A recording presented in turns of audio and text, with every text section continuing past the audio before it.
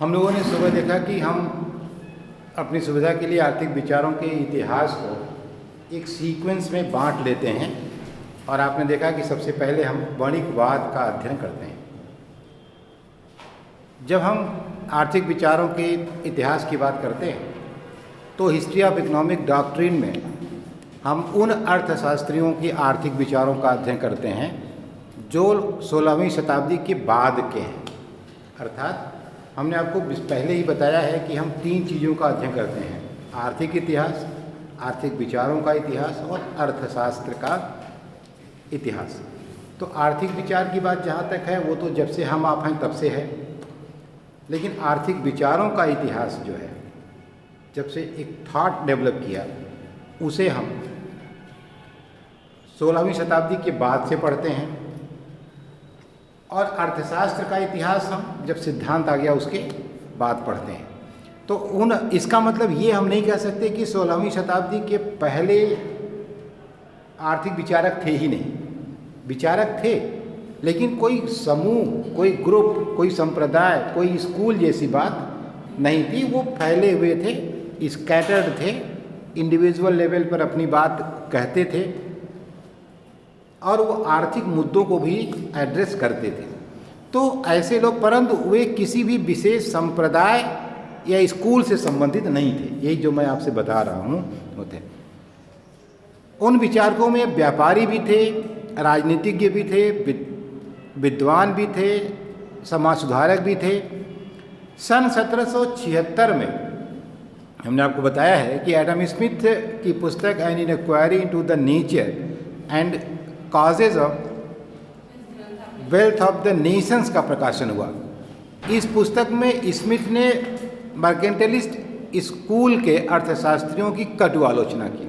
मैंने आपसे बताया कि वणिकवाद वास्तव में कोई ग्रुप नहीं था या मिलजुल कर कोई काम करने वाला समूह नहीं था। 15वीं शताब्दी से लेकर के बहुत 18वीं शताब्दी तक पूरा एक बिखरा हुआ अर्थशास्त्रियों का समूह था, जिसको बाद में एडम स्मिथ ने अपनी ही किताब में उन्हें एक स्कूल के रूप में इंगित किया और कहा कि वणिकवादी हैं, और थोड़ा सा निंदा सूचक शब्द के रूप में भी। जैसे उन्होंने किसी को वणिक शब्द का इस्तेमाल घृणा के रूप में किया। जैसे आपसे हम नाराज़ हों और कहें आप बहुत कंजूसी करते हो, पैसा पैसा पैसा पैसा ही करते हो, कहते अरे तो बिल्कुल बनिया हो गए। तो बनिया का संबंध किसी बिरादरी से नहीं, किसी जाति से नहीं, किससे था? किस व्यक्ति के विशेष स्वभाव से था कि वो इसका स्वभाव कैसा है कि वो केवल पैसा पैसा पैसा पैसा कर रहा है। तो एडम स्मिथ ने उन सारे विचारकों को वणिकवाद के नाम से संबोधित किया, और ये वास्तव में एक तरह से आप देखें तो उनके प्रति निंदा सूचक शब्द का प्रयोग था, जो एडम स्मिथ ने ही किया।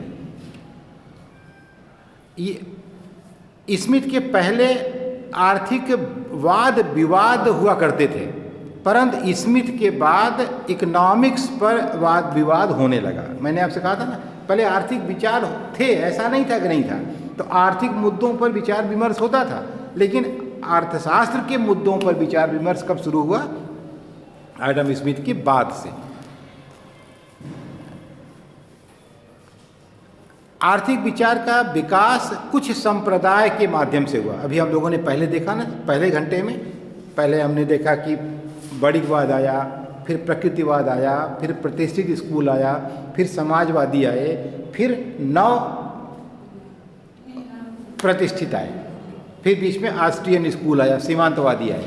तो एक ग्रुप के माध्यम से पूरे आर्थिक सिद्धांतों का विकास हुआ। उसी की बात यहाँ हो रही है कि आर्थिक विचार का विकास कुछ संप्रदाय के माध्यम से हुआ।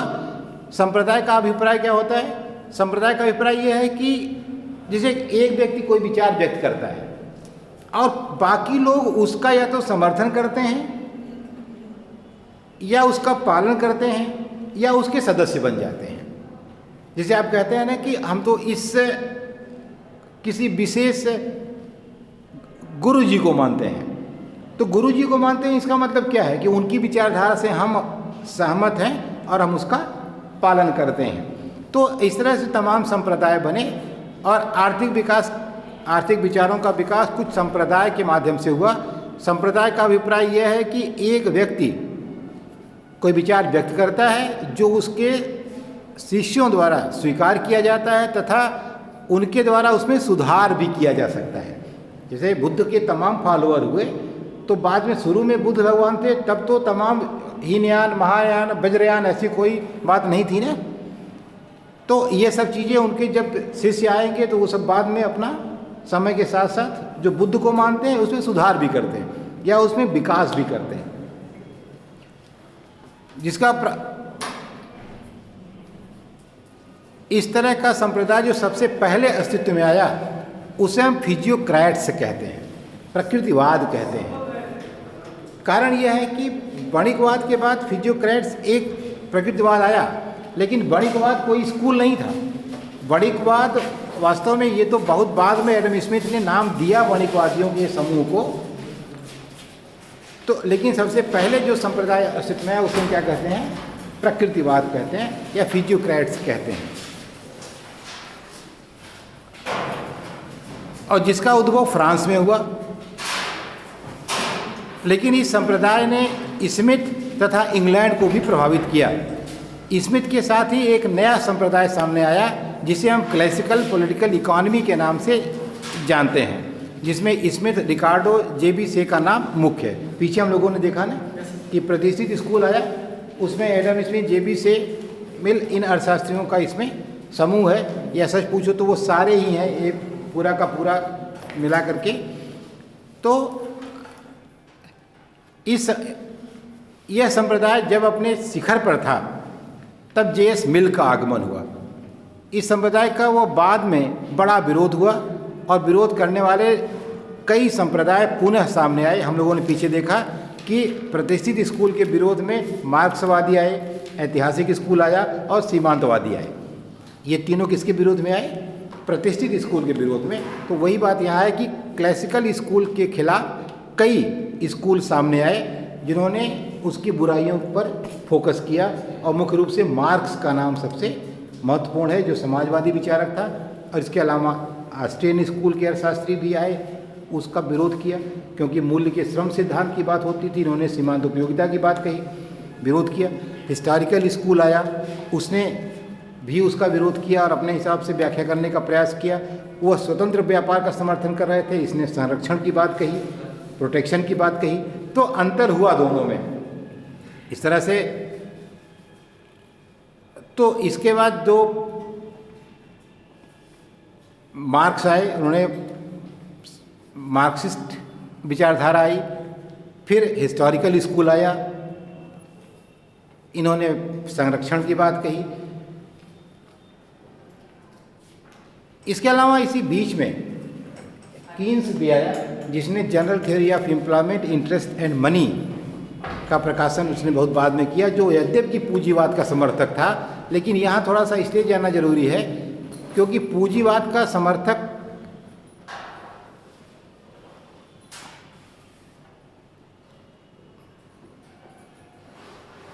अरे यार कुछ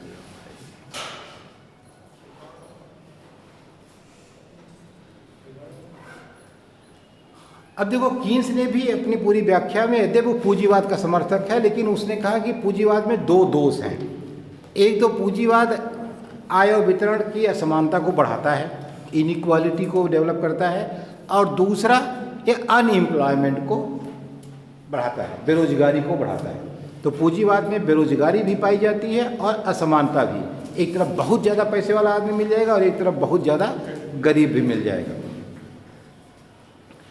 अब यही बात मार्क्स भी कहता था, यही बात कीन्स ने भी कहा पूंजीवादी विचारधारा का होने के बावजूद। लेकिन कीन्स की यह धारणा थी कि ये दोष दूर किए जा सकते हैं।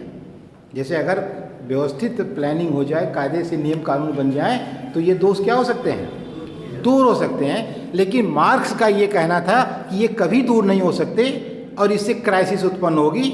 और इसी का परिणाम था कि उसने कहा कि एक ऐसी क्रांति होगी जिसमें पूंजीवाद समाप्त हो जाएगा।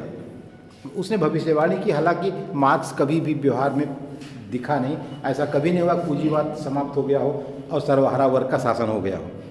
यद्यपि मार्क्स ने भविष्यवाणी की थी कि ये बेरोजगारी और यह जो असमानता है इतने बड़े पैमाने पर हो जाएगी कि सर्वहारा वर्ग का शासन हो जाएगा और पूंजीवाद समाप्त हो जाएगा, लेकिन ऐसा कभी देखने को मिला नहीं।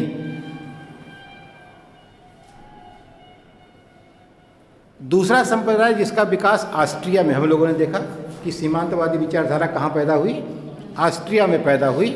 और इस संप्रदाय की मुख्य विशेषता यह थी कि इसने मूल्य निर्धारण के सीमांतवादी सिद्धांत का प्रतिपादन किया। इसके पहले किसी वस्तु का मूल्य लेबर थियरी ऑफ वैल्यू, सुबह मैंने आपको बताया कि एडम स्मिथ क्या कहता था कि किसी वस्तु का मूल्य श्रम के आधार पर तय होता है कि उसके उत्पादन में कितना श्रम लगा हुआ है, ठीक है। लेकिन अब ये कहा गया कि मूल्य श्रम के आधार पर नहीं बल्कि उसमें विद्यमान उपयोगिता के आधार पर तय होता है और उसकी सीमांत उपयोगिता के बराबर होता है, ठीक है। और इसके आधार पर सीमांत उपयोगिता ह्रास नियम अस्तित्व में आया। और जो बहुत ही महत्वपूर्ण सिद्धांत है इकोनॉमिक्स में कि law of diminishing marginal utility, एक तरह से आप कह सकते हैं कि और बिल्कुल लगभग सार्वभौम सत्य भी है, हर जगह लागू भी होता है, कुछ एक्सेप्शंस को छोड़ करके। एक्सेप्शंस आर एवरीवेयर, अपवाद तो हर जगह होते हैं, ऐसा नहीं है। और इसके बाद जो नया स्कूल हम लोगों ने देखा था सुबह कि नया स्कूल आया जिसका संस्थापक अल्फ्रेड मार्शल है, जिसने सीमांतवादी विचारधारा और प्रतिष्ठित विचारधारा को आपस में मिला दिया या मिलाने का काम किया। और मार्शल ने आर्थिक साहित्य में पहली बार इकोनॉमिक्स तथा प्रिंसिपल शब्द का प्रयोग किया। इसके अलावा दो संप्रदाय और भी आए जिनको हम संस्थागत अर्थशास्त्रियों का समूह कहते हैं, इंस्टीट्यूशनल इकोनॉमिस्ट, और मैथमेटिकल स्कूल वालरा, विक्सेल और एजवर्थ। अब ये वास्तव में क्या है कि इकोनॉमिक्स में मैथमेटिक्स की एंट्री होता क्या है कि किसी भी बात को आप कई तरीके से कह सकते हैं। जैसे सिर्फ आप नरेट कर सकते हैं, जैसे मांग का नियम है। मांग का नियम, कीमत और मांग में विपरीत संबंध पाया जाता है, मैंने नरेट कर दिया, तभी वही बात हुई। अब मैं अगर ये कह दूं, यहाँ लिख दूं कि D is a function of price, यानी कीमत जो है, मांग जो है वो कीमत का फलन है, कीमत में परिवर्तन के साथ साथ मांग क्या होगी, बदलेगी। या हम ऐसा एक चित्र बना दें, इस तरह से देखिए, ये और ये कर दें कि हम प्राइस है और मात्रा है। ये सीधे बता रहा है कि कीमत घटेगी तो मांग बढ़ेगी और कीमत बढ़ेगी तो मांग घटेगी। इसका मतलब ये है कि हम एक ही लाइन को तीन तरह से कह सकते हैं, गणित में भी कह सकते हैं, चित्र में भी कह सकते हैं और सेंटेंस में भी कह सकते हैं। गणित का प्रयोग इकोनॉमिक्स में सिर्फ इसलिए किया जाता है कि हम बात को ज़्यादा स्पष्ट तरीके से आप तक पहुंचा सकें। जो आप शब्दों में नहीं समझ पा रहे हैं उसको आप गणितीय उदाहरण के द्वारा आसानी से समझ सकें, न कि इसलिए कि इकोनॉमिक्स को और कठिन कर दिया जाए कि लोग इकोनॉमिक्स पढ़ना ही बंद कर दें क्योंकि इसमें तो बड़ी गणित है। इस पर भी एक अलग से बड़ा डिबेट है कि इकोनॉमिक्स में इतनी मैथमेटिक्स क्या डालना ज़रूरी है। तो फिर अगर इतनी गणित पढ़ना है तो क्यों आदमी मैथमेटिक्स जाके न पढ़े, फिर इकोनॉमिक्स पढ़ने की क्या ज़रूरत है ना। तो सिर्फ इकोनॉमिक्स को समझने में आसान बनाने के लिए, टेबल को अच्छे समझ सकें आप, ग्राफ को बढ़िया समझ सकें, चित्र को बढ़िया समझ सकें, अपनी बात अच्छे से प्रभावशाली ढंग से कह सकें, गणित का प्रयोग यानी सिर्फ उतना होना चाहिए जितना वो इकोनॉमिक्स को सपोर्ट करे, जितने से काम चल जाए, बहुत अधिक उसको गणितीय रूप देने की आवश्यकता। तो एक नया मैथमेटिकल स्कूल भी आया जिसने कि इकोनॉमिक्स को बड़े पैमाने पर इस्तेमाल करना शुरू किया।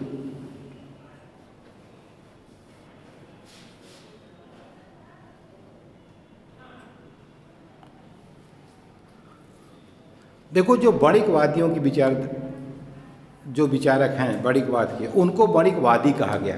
उन्हें क्या कहा गया कि वो बणिकवादी हैं, और यह नाम एडम स्मिथ द्वारा निंदा सूचक शब्द के रूप में दिया गया था। वैसे बणिकवादी विचारक वो फैले हुए थे, मैंने आपसे बताया था कि किसी एक जगह नहीं थे, वो बहुत भिन्न भिन्न जगहों पर फैले हुए थे, परंतु उनके विचारों में काफ़ी समानता थी। यूरोप में सन 1776 तक व्यापारवाद का विकास हुआ। एडम स्मिथ ने अपनी पुस्तक वेल्थ ऑफ नेशंस में इसे खूब क्रिटिसाइज किया। किसी अर्थशास्त्री ने ठीक ही कहा है कि complete mercantilist never existed. Grey एक अर्थशास्त्री है, उसने कहा कि वास्तव में पूर्णतया बणिकवाद कभी विद्यमान नहीं था। इसलिए नहीं कहा क्योंकि बणिकवाद जैसी कोई बात ही नहीं थी। एक अलग अलग विचारक थे जगह जगह पर और उन्होंने अपना विचार दे रहे थे। वणिकवाद शब्द का प्रयोग तो ये बहुत बाद में एडम स्मिथ ने कर लिया ना। तो इन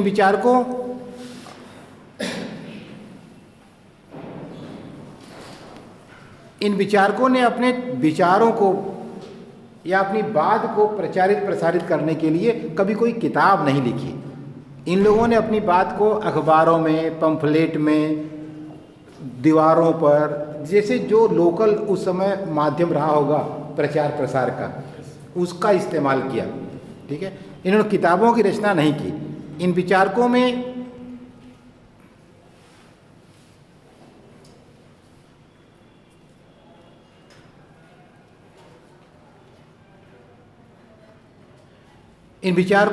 जैसा मैंने आपसे पीछे कहा था कि राजनीतिज्ञ भी थे, व्यापारी भी थे, प्रशासक भी थे, दर्शन शास्त्री भी थे। ये लोग मुख्यतः इंग्लैंड, फ्रांस, जर्मनी, पुर्तगाल और रसिया के निवासी थे। अब प्रश्न ये उठता है कि आखिर ये विचारक चाहते क्या थे। मैंने आपसे सुबह बताया था कि आखिर ये क्या चाह रहे थे, आखिर इनका कॉमन गोल क्या था। तो सबका एक उद्देश्य था कि नेशन मस्ट बी स्ट्रांग। मैंने आपको सुबह बताया था कि नेशन मस्ट बी स्ट्रांग सबका एकमात्र गोल था। अब अगर नेशन स्ट्रांग होना चाहिए तो, और यह एक सापेक्षिक शब्द है, मैंने आपसे बताया था आपसे कि इसके लिए पड़ोसी का भिखारी बनाना अनिवार्य है। अगर हम चाहते हैं कि हम बहुत ताकतवर रहें तो हमारे सामने कैसा आदमी होना चाहिए, कमज़ोर, तब तो हम ताकतवर रहेंगे। तो ये विचारधारा मजबूत हो रही थी कि अगर नेशन स्ट्रांग होना चाहिए, इसका मतलब जो नेबर है आपका उसे बेगर होना चाहिए, जो पड़ोसी है वो कैसा होना चाहिए, भिखारी होना चाहिए, उसके पास कुछ नहीं होना चाहिए। अगर है भी तो चुरा लो, मान लो अगर है उसके पास तो क्या करो, चुरा लो, मतलब उसका अपना बना लो, जैसे बनाओ तुम्हारे ऊपर है, प्रेम से मान जाए ठीक है। इसका मतलब ये हो गया कि ये कल्चर ही अस्तित्व में आ गई कि वार और वारफेयर, युद्ध या युद्ध जैसी स्थितियां, जैसे हम लोगों का पाकिस्तान के साथ कैसी स्थिति रहती है, युद्ध नहीं हो रहा है लेकिन हमेशा स्थिति कैसी है, युद्ध जैसी बनी। तो वहाँ ये कॉमन कल्चर में आ गया कि अब अड़ोसी पड़ोसी जो हैं उनके साथ हमेशा कैसा संबंध रहे, झगड़े का, क्योंकि उनको हर आदमी चाहने लगा कि हम आपको कब्जा कर लें, आपका मन है कि आप हमारे पे कब्जा कर लें। दोनों के दिमाग में है कि राष्ट्र को मजबूत होना चाहिए, तो आपका भी तो राष्ट्र है भाई। जैसे पाकिस्तान के भी तो मन में है कि मेरा देश सुरक्षित रहे और आपके देश मन में है कि आपका देश सुरक्षित रहे, तो दोनों अपने अपने देश के लिए तो अच्छा ही सोच रहे हैं ना भाई। अब आप इसको भले दूसरे ढंग से कहें कि आपका नुकसान है तो आप कहें वो गलत कर रहे हैं, लेकिन वो तो अपने देश के लिए अच्छा ही सोच रहे हैं ना। तो इसमें वार और वारफेयर तत्कालीन समय के लिए बहुत सामान्य सी बात हो गई। अब यूरोप की जो तत्कालीन अर्थव्यवस्था थी वो अल्प विकसित थी। मुख्य व्यवसाय खेती थी और भेड़ पालना था। उनका मुख्य व्यवसाय क्या था, खेती करना और भेड़ पालना। उस समय वहाँ ग्रामीण अर्थव्यवस्था थी और किसान जमींदार का दास होता था। देखो, सामंत और जो दास प्रथा थी वो बहुत ज़्यादा प्रचलित थी। ठीक है, तो अब वो क्या करता था, और बिना उसकी इजाज़त के वह गांव छोड़कर जा नहीं सकता था। अगर किसान चाहे कि गांव छोड़ के चला जाए तो बिना जमींदार की इजाज़त के जा नहीं सकता था। इस तरह समझ लो स्लेवरी थी, दासता थी, दास गुलाम पालते थे। ठीक है, यूरोप के देशों ने यह सुन रखा था कि भारत बहुत धनी देश है। हाँ, हम लोगों को सौभाग्य नहीं मिला वो समय देखने का कि हम कितने धनी थे ना। हम लोग जब से तो दरिद्र ही है। और व्यापार करने के उद्देश्य से फ्रांस, पुर्तगाल, स्पेन, ब्रिटेन के लोग आए, परंतु ब्रिटेन के सामने सबको मुंह की खानी पड़ी। ये हमने इतिहास पढ़ा, इस पर विस्तार से जाने की जरूरत नहीं है, सिर्फ हमने आपको प्रकरण बता दिया है। स्पेनिश आर्मेडा सबसे शक्तिशाली था। ब्रिटेन में यह समय पुनर्जागरण, रेनेसां या पुनर्निर्माण, रिफॉर्मेशन का था। यह रिफॉर्मेशन धर्म से संबंधित था। ये लाइन महत्वपूर्ण है। तथा तत्कालीन ब्रिटिश शासक ने रोमन कैथोलिक यूनिवर्सल का विरोध किया और नए धर्म प्रोटेस्टेंट का जन्म हुआ। ये वह समय था कि जो वहाँ धर्म पॉपुलर था वो कैथोलिक धर्म यानी यूनिवर्सल, सबके लिए वही धर्म था, यानी चर्च जो था वो सब पर हावी था, सीधी सी बात है। लेकिन वह समय जो शासक आया तो उसने क्या किया कि उस धार्मिक, जब धर्म का बोलबाला होता है तो बहुत सारी बुराइयां भी होती हैं जो समाज नियम के रूप में स्वीकार कर लेता है। ये हर समय जगह है, चाहे वो चर्च हो, चाहे वो मस्जिद हो, चाहे वो मंदिर हो, जब कोई बात वहाँ से निकलती है तो समाज पर उसका असर बहुत गहरा होता है। हमको आपको लगता है कि ये धर्म से जुड़ा हुआ है और धर्म से बड़ा अफीम मार्क्स कहता था दुनिया में कुछ नहीं, धर्म के नाम पर आप कुछ भी करने को तैयार हो जाते हैं। तो उस समय के शासक ने उस धर्म का विरोध करके और एक नया धर्म जो कि विरोध से उत्पन्न हुआ, इसलिए उसका नाम क्या हो गया? प्रोटेस्टेंट। धर्म का नाम ही क्या हो गया? प्रोटेस्टेंट। वास्तव में वो ग्रुप बना जो उस कैथोलिक को नहीं मानता था। प्रोटेस्टेंट का मतलब एक ग्रुप ऐसा आ गया जो अब यूनिवर्सल जो धर्म है उसको नहीं मानता, अब वो इसको मानता है, तो एक प्रोटेस्टेंट आ गया। लेकिन इसका देखो असर क्या हुआ। और उस समय, जिस समय अंग्रेज आए उस समय भारत में जहांगीर का शासन था। अक्सर आप पूछा जाता है जब अंग्रेज आए तो किसका शासन था? जहांगीर का शासन था। और जहांगीर थोड़ा सा कुछ विलासी प्रवृत्ति का था, तो बहुत शासन वासन में इंटरेस्ट नहीं लेता था, शासन नूरजहां करती थी, ठीक है। तो उस समय भारत में सोने चांदी मंदिरों और मकबरों में लगाए जा रहे थे। आपको याद होगा कि सोमनाथ के मंदिर में उसने कितनी बार आक्रमण किया था? 17 बार आक्रमण किया।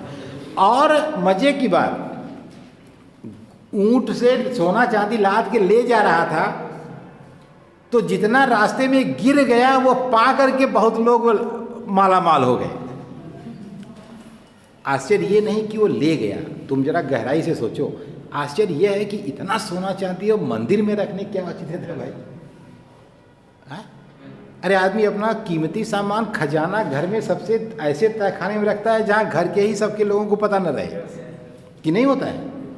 और तुम ले गए मंदिर की छत पर रखा है, चौराहे पर।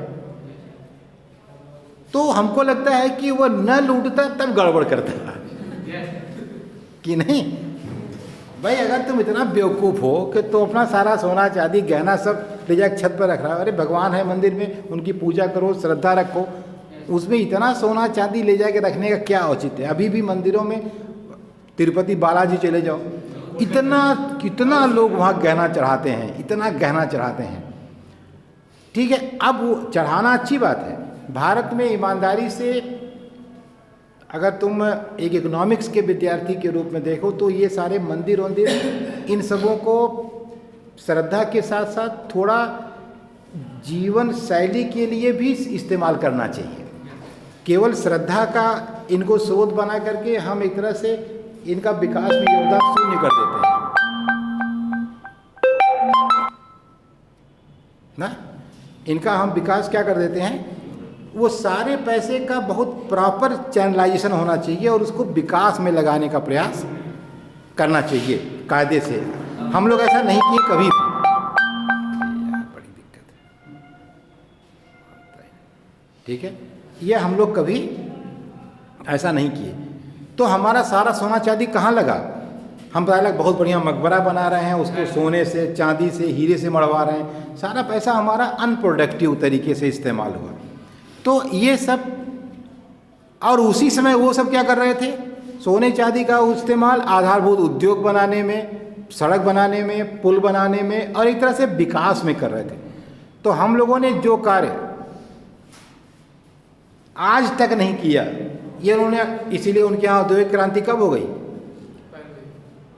आज से सैकड़ों साल पहले हो गई। और हमारे आपके यहाँ मन भर की आज तक नहीं हो पाई।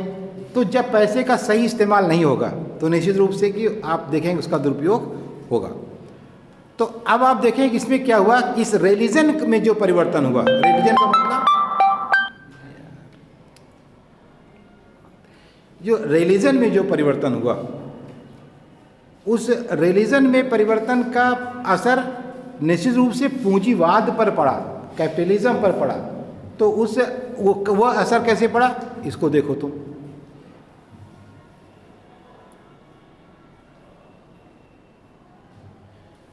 बढ़ितवाद के विचारकों का मुख्य उद्देश्य था राज्य को सापेक्षिक रूप से अधिक शक्तिशाली बनाना, तथा उस विचार के पीछे तत्कालीन परिस्थितियां जिम्मेदार हैं। उस समय इटली में एक लेखक हुआ जिसका नाम मैंने आपको सुबह बताया था, मैकियावेली। उसने लिखा